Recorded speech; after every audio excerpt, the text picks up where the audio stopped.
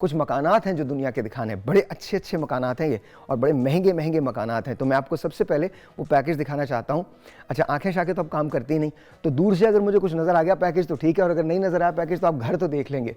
तो आइए चलते हैं, कुछ घर हैं हमारे पास जो मैं दिखाना चाहता हूँ। उसके बाद एक टॉप ट्रेंडिंग न्यूज़ है तो सैड न्यूज़, लेकिन आपसे डिस्कस ज़रूर करूँगा। प्लीज़ दिखाइए ज़रा।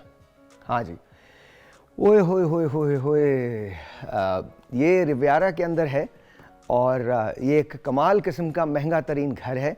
ऑफ कोर्स कंट्री जो है ये फ्रेंच रिवियारा है, और इसकी जो प्राइसिंग है वो $7,50,000 है, $750,000। आप इमेजिन कर सकते हैं कि $7,50,000 में आपको ये फ्रेंच रिवियारा के अंदर ये वाला घर जो है ये मिल सकता है। आई मीन आप इमेजिन करें, आपको कहीं ना कहीं ज़रूर इंशाल्लाह ताला मिल जाएगा। एंड देन उसके बाद मैं आपको दिखाता हूँ एक और घर है। ये फेयरफील्ड मैंशन है जी। ये जो आपको फेयरफील्ड फैमिली है, ये उनका मैंशन है। सिटी जो है वो न्यूयॉर्क का है। अब इसकी प्राइस टैग आप देख लीजिएगा कि इसकी प्राइस टैग क्या है। ये अच्छी खासी है, यूनाइटेड स्टेट्स ऑफ अमेरिका में है, और इसकी जो प्राइस टैग आ रही है वो $500 मिलियन आ रही है। $500 मिलियन का ये घर है। मतलब this is not half a million, 500 million, यानी 1 बिलियन से $500 मिलियन कम। फिर सिटी न्यूयॉर्क के अंदर एक और घर है, and this is really nice. Witanhurst इसका नाम है, हाउस का नाम। और इसकी जो प्राइस वैल्यू आती है, ये सिटी लंदन के अंदर है, और इसकी जो प्राइस वैल्यू आती है, I think it's a little less, United kingdom के अंदर है, इट्स अ लिटिल लेस मेरे ख्याल में। अभी आपको प्राइस पता चल जाएगी। 450 मिलियन लेस है। $450 मिलियन के अंदर आपको ये घर लंदन के अंदर मिल सकता है, या ऐसा एक घर 450,000 मिलियन पाउंड्स में आपको घर मिल सकता है। उसके बाद बकिंगम पैलेस आता है। You know what Buckingham palace is, मुझे बताने की ज़रूरत ही नहीं है। लंदन इसकी जगह है, ये इसका आउटलुक है, पूरी दुनिया इसको देखने। अगर आपने बकिंगम पैलेस ले लिया किसी तरह से, तो आपको मिल नहीं सकता, तो वो दुनिया का सबसे मशहूर तरीन घर होगा, सबसे मशहूर तरीन। $4.9 बिलियन, थोड़ा सा मतलब क्या है, तो एक्सपेंसिव नहीं है कुछ ना। $4.9 बिलियन ये बकिंगम पैलेस है जी। ये पूरा का पूरा बकिंगम पैलेस है, and it's just beautiful. London के अंदर ये वाक़ है। पूरी दुनिया, यहाँ सबसे ज़्यादा सेल्फीज़ अगर दुनिया में कहीं होती हैं तो ये पहली 10 जगहों के अंदर आता है। और ये इसका इंटीरियर दिखा रहे हैं। अच्छा जी, ये इंडिया में है, और ये अंबानीज़ का हाउस है, मुंबई के अंदर है, and it is just beautiful gorgeous looking house, and I think it's the most expensive house. Country का नाम इंडिया है, मुंबई इसकी जगह है। $4.9 बिलियन इसका भी प्राइस है।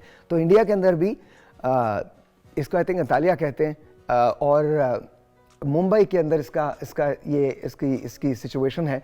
और ये जनाब आप अंदाज़ा लगा सकते हैं, $4.9 बिलियन अगर आपके पास हैं तो आप इसकी बिड कर सकते हैं, आई थिंक कर सकते हैं।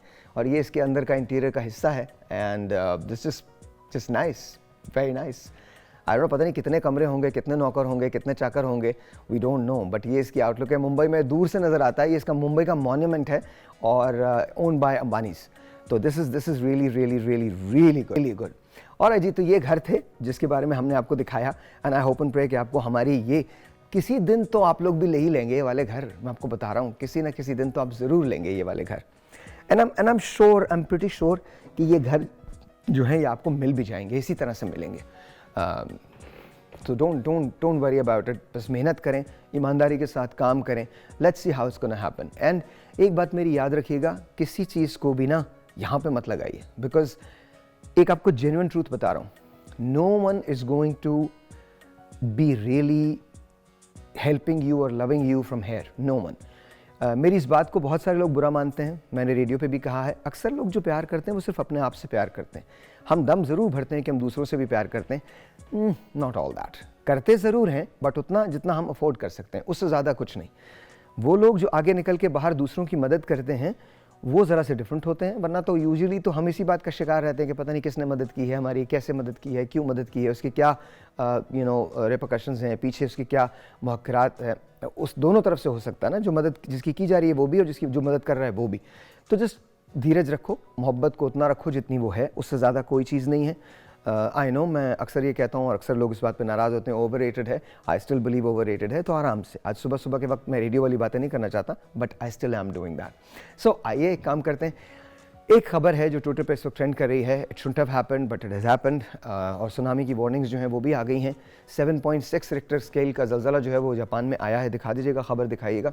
ये 7.6 रेक्टर स्केल का ज़लज़ला है और ये ज़लज़ला ज़ाहिर है अच्छा खासा है, कोई जानी नुकसान नहीं हुआ। लेकिन जापान के अंदर ये बात याद रखिएगा कि जब भी इतने ज़लज़ले आते हैं तो चूँकि वहाँ प्रीकास्ट होती है, यानी वहाँ बिल्डिंग्स को स्क्रू करके नट और बोल्ट्स के ज़रिए बनाया जाता है, तो उसके अंदर वो जो जोल्टिंग फैक्टर होता है या जो वेविंग फैक्टर होता है वो बहुत ज़्यादा होता है उसके अंदर। हमारे यहाँ जो देखें इनकी बचत कैसे रहती है, बिकॉज जापान में दुनिया में सबसे ज़्यादा ज़लज़ले आते हैं। हमारे यहाँ क्या होता है, हमारे यहाँ जब रीबार्स डालते हैं ना, मतलब सीमेंट के अंदर रीबार्स डालते हैं या कंक्रीट में रीबार्स डालते हैं, तो उसको हम ट्विस्ट कर लेते हैं। जब ट्विस्ट करते हैं तो क्या होता है, मैंने कंस्ट्रक्शन के अंदर काम किस लिए बता रहा हूँ, जब ट्विस्ट करते हैं तो क्या होता है, आपकी स्ट्रेंथ जो होती है वो एक तरह की होती है, वो बेंड नहीं कर सकती। बेंड जैसी बेंड करती है वो टूट जाती है, तो इमारतें मुनहदम हो जाती हैं। इनका तरीक़ेकार क्या है, ये सिंगल बार डालते हैं, सिंगल बार जैसे डालते हैं तो इस तरह से उसको बढ़ाते हैं, उसमें लचक बहुत ज़्यादा हो जाती है, तो पूरी पूरी बिल्डिंग ऐसे शिफ्ट हो जाती है और उसके बाद फिर ऐसे आ जाती है, फिर ऐसे शिफ्ट हो जाती है और फिर ऐसे। तो इसकी वजह से ये जानी नुकसान से बच जाते हैं, क्योंकि ज़लज़लों की ज़मीन जो है वो जापान को कहा जाता है। बेतहाशा जापान के अंदर ज़लज़ले आते हैं। सुनामी की बाय द वे वार्निंग जो है वो ऑफ़र कर दी गई है। अब सुनामी की इंटेंसिटी क्या होगी, no one knows. I hope and pray कि जानी नुकसान से महफूज रहें। और ये जापान में पिछले दिनों भी जापान अक्सर इस किस्म की आफात से गुजरता है, and our prayers and our hearts are going out to Japan right now. तो ये टॉप ट्रेंडिंग न्यूज़ थी जो मैंने आपसे शेयर की है। आई होप एंड प्रे कि इस किस्म की चीज़ें ना हों। 706 रेक्टर स्केल का ज़लज़ला जो है वो आया है। जी वंस अगेन अस्सलाम वालेकुम। या हमारे सेट पे कुछ और है, हमारे सेट पे हमीद भाई हैं। हमीद भाई अस्सलाम वालेकुम, कैसे हैं आप? ठीक ठाक हैं, तबीयत कैसी है? ऑलराइट, ये वो लोग हैं जो काम करते हैं, मुसलसल काम करते हैं। अच्छा, हमने सिलसिला शुरू क्यों किया है, जस्ट टू मेक श्योर कि आपको थोड़ी सी रिस्पेक्ट मिले कि दरअसल ये होता क्या है, किस तरह से होता है। इनकी फैमिली कहीं बाहर रहती है, ये अकेले रहते हैं।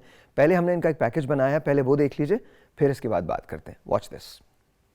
नाम है मेरा। ज़िंदगी ने मुझे कितनी मुश्किलात दी ये तो मैं भी नहीं जानता। बस ये पता है कि सुबह होती है, शाम होती है, ज़िंदगी यूं ही तमाम होती। मज़दूरी करता हूँ मैं, रोज़ सुबह उठ जाता हूँ ये सोच के कि शायद ज़िंदगी आज कुछ तब्दील हो जाए। बचपन से एक ही ख्वाब देख रहा हूँ, कुछ ज़रा सी ज़िंदगी सहल हो जाए, आने वाला दिन आसान हो जाए। लेकिन कभी मेहनत से नहीं घबराया, कभी भी नहीं घबराया। मेहनत करता रहा, करता रहा, करता रहा। ज़िंदगी की उस जगह पहुंच गया हूं जहां मुझे इसके अलावा शायद कुछ और याद भी नहीं है। कल ज़िंदगी मेरे लिए क्या लाती है ये मुझे नहीं पता, लेकिन आज अगर खाना है तो काम तो करना है। यही हर पाकिस्तानी का किस्सा है। मुझ जैसे करोड़ों लोग जो उठते हैं इस नीयत से कि आज का दिन बेहतर हो जाएगा, लेकिन क्या वाकई उनके लिए दिन बेहतर होता है? फैसला आप खुद कर लीजिए।